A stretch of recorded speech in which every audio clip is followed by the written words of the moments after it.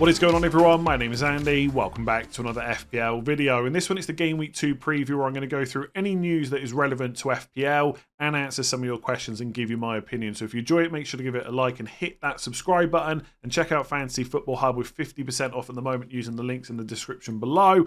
Otherwise, let's get into it. So for this one, I'm going to start with a question that came in quite a lot, which has almost been made irrelevant now because of the price changes that happened overnight. So is Quansah a big issue? I want to roll so I can bring in Watkins for Leicester in Game Week 3 with 2 free transfers, but Quansah being subbed at the weekend is making me have doubts. Now, overnight, he dropped from 4.5 to 4.4 million. I checked the price change website on Fantasy Football Hub. They had him predicted to drop. So I actually made an early move to avoid that price drop, and I'll talk more about why I did that for my team specifically in tomorrow's video. But if you've missed it, you now only have 4.4 million to spend. So unless you've got money in the bank, the only place you can go is to a 4 million defender. So ultimately, I would just not worry about it. It's happened now. He's in your team. You've got nowhere to go. Let's see what happens over the next few weeks. Because although it was frustrating that he started, then went off at half-time, and it does now look likely that Nketiah might start the next game, it's not a guarantee. Let's see what Slot says on Friday.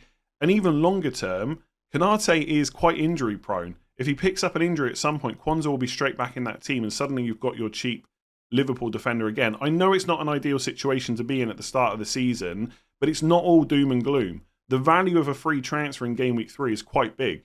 Like, I've made my move.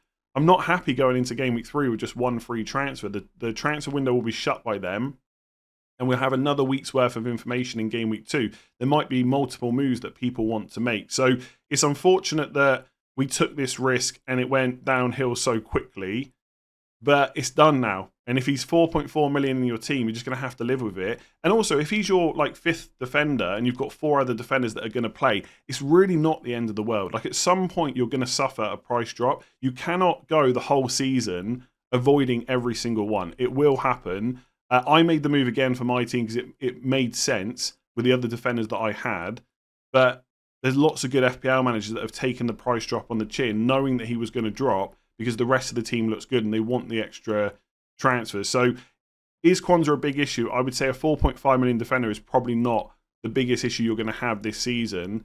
And you can just relax now. He's probably not going to drop again before the deadline. So just wait and see what comes up in the press conferences. I just thought as well, there's probably some lessons to be learnt from this Quansah situation. And one of them is that minutes are key. It's nice going for riskier picks that if they play this high upside, but they can cause issues down the line. And you've got to ask yourself whether it's worth that upside. And I completely went against what I said pre-season. I think someone asked me about Quansah for a question on like a Game Week preview video or something like that.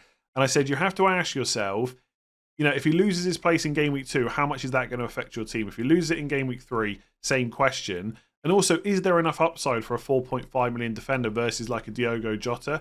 Probably not. Yet I still went there, and now it's causing a bit of a issue with my team. And more solid picks, i.e. those that you can rely on, can reduce the number of transfers and hits needed. And look, I think you can sit back and say, you know, you went for Quansah, Barco, and Porro. You've probably been a little bit unlucky that Porro's yellow flagged. Quansah gets a start, but also gets subbed at half-time. But did I need to put myself in that position? Probably not. Right? I could have gone for more solid picks that I could rely on longer term. I think what's interesting is people are still now saying, I don't need that player very much. I am going to transfer them in, but I don't need them for future game weeks. But the key thing is, you might need them. Like when I was looking at my Quansah replacement, part of me said, go for Rico Lewis, because from Game Week 3 onwards, Quansah from Aston Villa is fine. Right, and I can just play Trent and Porro every week. But what if one of them gets injured and Rico Lewis loses his place? I'm basically in exactly the same position. So I think going forward, when you say to yourself, I'm going to make this move, it doesn't matter, I've got nothing else to do, or I don't need this player long term, you might do, right? And I think that is a key thing to keep in mind. And I would try and do that as well, because injury, suspensions, players losing their place can happen. So just a few thoughts I thought about when I was actually recording the end of this video that I'm going to stick in after the Quansah bit. So I want to talk about some of the transfer market activity and how it might be relevant to FPL. So Bournemouth lost Solanke and they've now got their new number 9 from Porto, Evanilson, and he's come into FPL at 6 million, which I think looks like a pretty good price. He's 24 years old. over the last 3 seasons, he played 80 league games for Porto and scored 34 goals, which I think is a pretty good record. It's almost 1 in 2. And I've had quite a few DMs and replies to my tweet saying, I'm a Porto fan, he's not a goal scorer. But 34 and 80, I think that's okay. He's still a young-ish player, and he's coming into a fairly good Bournemouth team. Is he going to completely replicate what Solanke did last season? Probably not. But he's only 6 million, so you can just add him to the list of cheap forward options. And I'm already thinking ahead, long term, when people wildcard, I think at least 1 cheap forward will be in everyone's team for a lot of this season, possibly even 2. The first draft that I made back on July 17th had a Salah draft with 2 cheap forwards plus Isak. I think that might work long term. It's not something we have to rush to get to now, but there's a lot of options, essentially, is what I'm trying to say. In terms of penalties, he scored 7 and missed 2. He was never the out-and-out penalty taker from what I can see for Porto. Other players took them as well. But Bournemouth do need a new penalty taker. So I think long-term he'll be nailed. His goal record is not bad. He might get penalties, not a guarantee. I think 6 million is decent. So yeah, 1 to keep an eye on, but probably not 1 to go for right now because he may not start game week 2. We'll have to see what the manager says.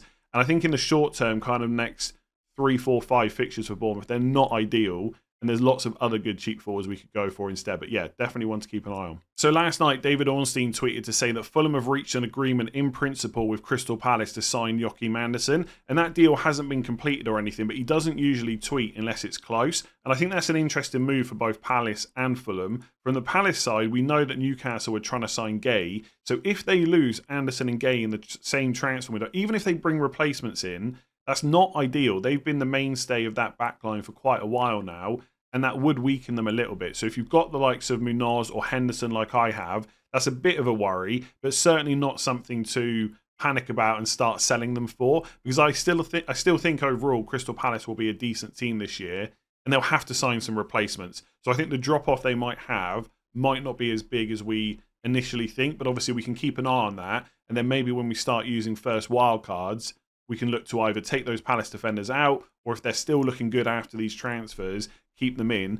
And then for Fulham, I think that massively improves them. I actually listened to the Planet FPL podcast this morning, where they were talking about players that clubs need to sign, and a right-sided centre-back for Fulham is exactly what James said. So this kind of solves an issue. So for anyone with Robinson, I think that makes him a little bit better as well. Again, I don't think Fulham go from a pretty bad defence to a great one, but it does make them a little bit better. So he hasn't moved yet. If you've got him in your team, by the way, because Andersen was quite a high-owned 4.5 million defender, obviously he'll stay in your squad, but he'll just play for Fulham instead. But they've got Leicester at home and Ipswich away, so it might not even be that bad as long as he's in the squad for game week 2. So interesting move. Let's see if it actually happens. So there's lots of rumours this morning that Barco might be leaving Brighton on loan, and the club that's being touted as a possible move is Sevilla. So it's not even like he'd be going to another Premier League club and getting regular minutes as our 4 million defender. So that is a bit unfortunate. I will say this is probably not something to panic about, right? 4 million defenders are not usually the ones we rely on regularly throughout a season. And for most people, this is going to be a 5th defender, so you can just leave him on the bench. Also, as far as I know, if he does go on loan, his price will be locked, so he won't be able to drop to 3.9, which is definitely a plus. The only worry would be if lots of people transfer him out before he goes on loan, he could drop in price and then get locked at 3.9. But either way, this is not a player to be wasting a first transfer on, unless you're in a position where you've got a setup like Quansah, Porro, and 2 4 million defenders. But I would hope people didn't take that much of a risk with their defence. If you did, you're probably going to have to make a move or two. But ultimately, he may or may not go. It's probably not a massive worry either way, but we'll keep an eye on it. So David Ornstein also tweeted to say that Nottingham Forest are working on a deal to sign Eddie Nketiah from Arsenal, which could be another interesting move for FPL. I think he is also 6 million. I'm just going to double check here. I believe he is.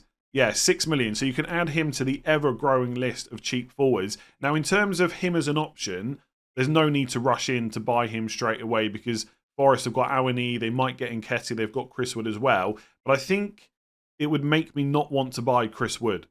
I think he had a great last season. He's already started well scoring in this one. But if they're going to sign another forward, at some point his minutes are going to go down. And I just don't think it's worth that hassle long term. It's also worth saying for Nottingham Forest, their first 3 fixtures were really good. And obviously, you've missed one of those now as well, right? So you've missed the Bournemouth home game. That's already happened. So Southampton away and Wolves at home, really good. And Chris Wood may well play both of those games, whether or not Nketiah comes into the club. but then it's Liverpool away and Brighton away, which are a bit tougher. Fulham at home in 6 is okay, but then Chelsea away in 7, and you're not sure who's going to be playing. So Chris Wood, really good option. Fair play to anyone that started the season. But I think if Forest are trying to sign another forward, there's got to be concerns about Chris Wood's longer term minutes. So if you're looking for a cheap forward this week, I would probably avoid him. The Nketiah deal might not go through, but the fact that Forest are even looking for another forward would probably worry me enough. So this transfer happened a few days ago now, but Jorginho Rutter from Leeds to Brighton has happened, and FPL have priced him as a 5.5 million midfielder. So another potentially really good value option for Brighton to add to the list of the many they already have. And he does have a potential impact on João Pedro because he can play in that number 10 role behind the striker. And obviously Welbeck's been playing as the number 9. My hope long term as a João Pedro owner will be that if Rutter comes in, he plays at the 10 and João Pedro goes and plays number 9. But there's a lot of competition there. So João Pedro is definitely not someone I would be buying. But if you've got him, there's probably no need to panic because he's had at least a little bit of pre-season. He's already started the first game. He's been playing and training under Hertzler for a bit longer. He's ahead in the pecking order right now. But long term, it remains to be seen exactly how they're going to set up. So Rutter, potential option. Definitely not someone to buy straight away. But I think Brighton are worth keeping a close eye on in terms of minutes, any more transfers they make and stuff like that, because their players are very cheap and they've already shown against Everton what they can do. All right, let's get into some of your questions. And outside of João Quansah, this is the one that came in the most this week. Is Haaland triple captain against Ipswich at home worth it? Now, generally, I was going to say I'm dead against using it in a single game week, but that's not the right way to phrase it. But generally, I prefer saving it for a double game week because 2 games is just more fun than 1, even though Ipswich at home on paper is a fantastic fixture. But this season, there might be more reason to use it in a single game week. So I saw this tweet from Ben Crellin. If you're not following him, make sure you do. He's always discussing blank and double game weeks, as well as a bunch of other stuff as well. But this is really good information. I'd also recommend following Planet FPL on YouTube or audio podcast because they do a lot of chip strategy stuff too. This is what Ben said. Quick summary of the predictable blank and double game weeks. Bearing in mind that games can get called off for lots of reasons, right? Train, strikes, weather, whatever it might be. A game could get called off that could create another double game week at some point. But these are the predictable ones. So game week 29 fixtures will become blanks if either team reaches the EFL Cup final. So there's a maximum of 2 fixtures that could blank in game week 29. Game week 34 fixtures will become blanks if either team reach the FA Cup semi-finals. There's a maximum of 4 blank fixtures. So the game week 29 blanks will probably move to game week 33, creating a double game week. And game week 34 blanks will probably move to game week 36, again, creating a second double game week. Ben then goes on to say, double game week 36 should be the obvious time to play bench boost, unless you used it in game week 1, of course. Most people will play triple captain or the mystery chip in double game week 33. And then there's a graphic on Twitter which you can go and check out as well. Now, the mystery chip is interesting because we don't know what it is. And I'm pretty sure FPL don't know what it is either. But most of the time, chips are better used in blank or double game weeks. So it could be that we've got a double in 33 and 36 and that's it. And we've got a bench boost, triple captain and a mystery chip to play. So because of that, you could argue that using it on Haaland in game week 2 where you know he's fit, he said himself he doesn't have any issues at the moment. There's no European matches, so he's definitely going to start and get 80 to 90 minutes. This could be a good time to use it in case that mystery chip becomes a much better option to use in double game week 33. Now, it might be that by the time we get to the second half of the season, there's a bunch more double game weeks because loads of matches have been called off for whatever reason it could be, but it's not a guarantee. So I think if you wanted to use it this week, it's a perfectly reasonable move. I don't think there's going to be many better single game weeks in the future. Like Salah will obviously play Ipswich, Leicester, Fulham, Southampton, etc. at home. But is that definitely going to be better than Haaland? And also, you don't know long term whether players might get injured and stuff like that, which will affect who you can use the chip on. So I don't know what I'm going to do. I'm probably not going to use it because I've still got that triple captain double game week dream of a massive score, which I've still never had in like 4 or 5 years since whenever the triple captain came out. But I think it is reasonable to use it in game week 2 if you want to. Just on the, obviously Ben mentions the bench boost in double game week 36. We've also got to think about when to play the free hit as well. But that could be useful in the blank. I know last year if you played FPL, using a free hit in a blank game week really didn't go that well. but it has gone well before, right? And it was really unlucky, I believe. And I'm not going to get into it, right? I think it was quite unlucky the way it fell last year. It could be useful to use it then. If you get stuck and there's not a double to use it and you don't want to use it in the blank, you could just save it for the last day of the season and go all out on differentials. There's going to be plenty of places to use the free hit, so I wouldn't worry about that.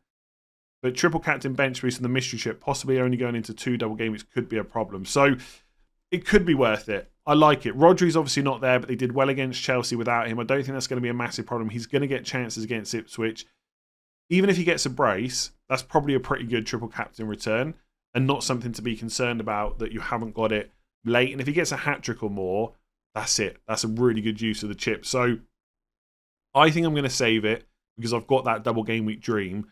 But if you want to use it, I think this season it's probably more viable than it has been over the last few. So I've got no Haaland or Salah. I want to bring in a Man City player for game week 2 as I have no cover. Should I go for Bernardo, Doku or Kovacic? I should ask, I'm a risk taker and looking to wildcard in game week 4. So just a general point first of all, and I know this person specifically mentioned risk taking and wildcard 4, which is fair enough. But as a general point, other people are going to be considering this without a wildcard window in mind. You don't have to cover a certain fixture. And the one thing we always forget, and I do this too, is other players can get points as well, right? Which I know sounds stupid, but we forget it. I fixate on having to have a certain player or having to cover a certain fixture, and you forget that, yes, another player might not have a game that's so good, but they could still get a return. So there's not necessarily a need to go out of your way and get a Man City player. Like my midfield, Eze, Fernandes, Saka and Kunku, are those players massively worse than like a Doku or Bernardo? Probably not. And longer term, they're definitely better options, I would argue. And lots of you will be in similar positions where if you can just get through this week and those players don't go kind of nuclear, you'll probably be fine. So don't feel like you've got to cover this fixture. I think for most Man City players, it's probably not worth a transfer. And that applies whether you've got Haaland or not. If you've gone for a Salah draft, you've got no Man City players, I really don't think there's a massive need to panic. But this person's a risk taker, they're wildcard and they want to go for that move. Although keep in mind, you can roll transfers through wildcard now. So there's less of a need to have to take that punt before you wildcard. Either way, which Man City player? Doku, I think. I think Savinho, I don't know whether I should say Savio or Savinho. There seems to be 2 different names people use. Either way, he looked good, but obviously he picked up that knock. So I'd be a little bit worried about whether he's going to start. We can wait and see what Pep says on Friday.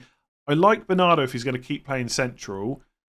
I just feel like people have been there too many times before in FPL and he never continues to deliver. I know he's got the fixture and he'll almost certainly start. I think I would just go for the punt on Doku. I will say this though, he'll frustrate you. There's so many times in that first game again, maybe not so many, but at least a handful of times where he could have done better. Like he could have played Haaland in or something like that and the returns would have been there. But I think he's the most likely to start. But it's worth saying it is a risk because could it be that Grealish starts on the left, Foden on the right, and Bernardo and De Bruyne central again? Possibly. And then Savio and Doku both aren't starting. So this is why I don't care about cover. Because as much as I know, one or maybe even more of these Man City midfielders will do really well, unless I know which one it is or I can guarantee their minutes, I just don't want that headache. So I'd rather have a player with a slightly worse fixture that I don't have to worry about so much. I appreciate that Nkunku might not be that player, but I'm hoping he is. So I'm going to say Doku right now, but maybe we can come back to this on Friday when I've heard from Pep. One thing you can do, by the way, on the My Team tool on Fantasy Football Hub is ask it to suggest what transfers you should make for the next game week. So for my team right now, it's saying Quansah to cash. And it's almost like having a second opinion. You don't have to go with it, but if you're stuck for ideas, you can use this tool. But if you do want to do something like bringing in a Man City player, you can go to custom transfers and you can add a filter. So you can say that I want to go for a team and I want to go for Man City. So I put them in there and then suggest a transfer based on those filters. So now it's going to look through my team and suggest which Man City player I should bring in. So in this case, it's gone for Porro to Vardiol. And to do that, I would have to make a downgrade of Saka to De Bruyne. So if I want to get Man City players, that's what it suggests I do. But you can kind of filter this to whatever you want, right? So you can do it for position, midfielders. You can do it for price, 6.5 if you want one of Doku, Bernardo Silva, whoever it might be. So it's a pretty cool tool. There's 50% off at the moment. Links in the description below as always. So who would you start? João Pedro versus Man United at home or Smith Rowe versus Leicester at home? So Brighton, the better attacking team, I would say, between them and Fulham. But Fulham have definitely got the better fixture on paper, Leicester at home. the thing with Smith Rowe is he only played 63 minutes in game week 1. And before the deadline, Marco Silva said that he needs to build up his match fitness because he hasn't played a huge amount over the last couple of years. So it seems very unlikely that Smith Rowe is going to go into that Leicester game and play 90 minutes, right? So a cautious estimate is maybe 65 to 70, 75 at a push is probably what Smith Rowe is going to get. Whereas with João Pedro in the first game, he played 81. And at that point, there was no real need to keep him on anyway. And I think, as I've already said, he's a little bit ahead of other players that they've brought in. So I think he will definitely start again. Man United defence was really poor last year, but I do think we should expect to see some improvement.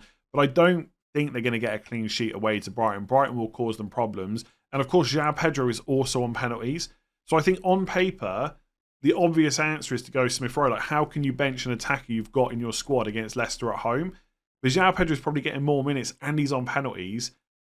And unless Man United have massively improved over last year, he's going to get chances as well. So I don't want to sit on the fence. Right? I want to give you an answer. I feel like if I had this dilemma, which I almost would have if I'd gone for a better squad than I picked, I feel like I would have to start Smith Rowe because it's Leicester at home. But there is part of me that thinks João Pedro is the better option because of penalties. But you can even play badly in games. Someone else nicks a penalty for you, and suddenly you've got like a 9-pointer out of nowhere. He did hit the post in the first game as well. I think it's got to be Smith Rowe. That's what my head is saying, or my gut feeling, whatever you want to call it. But deep down, I feel like it might be João Pedro. I'm going to say Smith Rowe just to get to the end of this answer. So what do you think about Wildcard in game week 2 as an advantage? There are clear things at the moment that we can build on before price rises.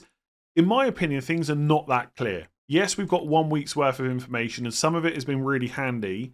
And I'm sure if I did Wildcard this week, my squad would look quite different to how it did in game week 1. But I'm not sure I'd be making those changes with a massive amount of confidence. Because ultimately, any week you wildcard, it's always going to look a little bit different. I want a few more weeks before I make any big decisions like that. And I think if you're looking at your squad after 1 game week, thinking it needs massive changes, just think what could happen after you've got 2 weeks worth of information. There might be a whole load of new issues, right? Those players that blanked for you may return and suddenly you feel a bit different about them. So I just don't think there's enough information. And yes, getting price rises and selling players before they drop is great. And having extra money later on in the season can be really handy when you're wildcarding, in the second half of the season, using free hit, trying to build a bench boost. I'm not going to pretend that team value can't play a part. It's not enough to wildcard after 1 game week, unless you've made an absolute disaster of your game week 1 team. And I won't go into great detail about my team because I have the team selection video tomorrow. And as always, everyone's going to have an opinion and there'll be people out there that absolutely hate my team. But when I step back and think about it, or try and think about it objectively, and I look at it and say, how many actual genuine issues are in that team? Well, Quansah and Barco are probably the 2. And as I've already mentioned, I've moved Quansah on. Like in Nkunku, for example, I know everybody has written him off as this terrible option after 1 week. And some people did that before the season. Fair enough. He's only played Man City. Let's see after Wolves. How many minutes does he get? Where does he play?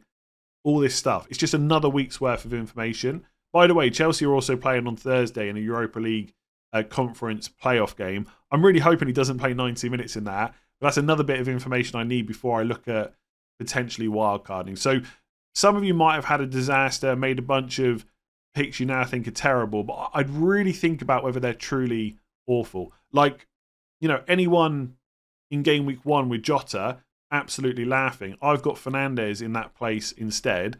Doesn't look great. That might be different after game week 2. If Jota gets a few less minutes on the pitch or longer term he gets rotated, I might actually be happy with that pick.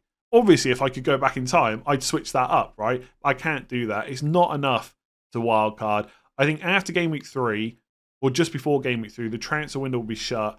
You have a couple more weeks worth of information. It's just worth holding on, I think. Game week 4 is probably right now the earliest I'd look at wildcarding. If you get a bunch of injuries, that discussion might change. Game week 2 is too early for me. So I'm considering using free hit for game week 2 to stack on Man City and Liverpool players whilst getting another week's worth of information before making transfers. Is it too early to use free hit? Should I be saving chips for later down the line? Now, I know I already answered a question about triple captain and I touched on free hit, but this is specifically about the free hit. But I'll say it again, save it until the second half of the season. It's usually very helpful around blank and double game weeks for planning. And a lot of the time I see people pop it early and they come back into streams later on in the season and they say, I wish I hadn't used it early. You might get a massive amount of points from triple Liverpool and triple Man City that makes it worthwhile using it. But again, to come back to what I said on the previous question, other players can score points as well.